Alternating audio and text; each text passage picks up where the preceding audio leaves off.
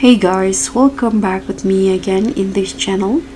So in this video I'm going to show you how you can get the Mythic Armor Catfish in Fish It Roblox.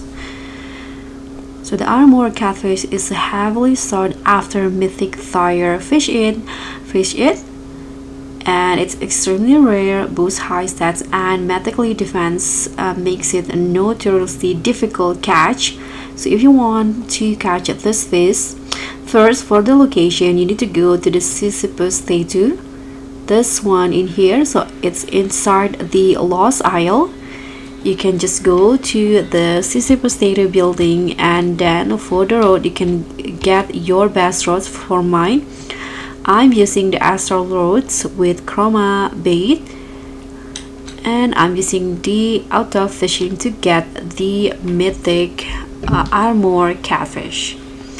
So thank you guys so much for watching. That's pretty much all. Thank you so much for watching. Don't forget to like, comment and subscribe. Also click on the thanks. I'll see you in the next one.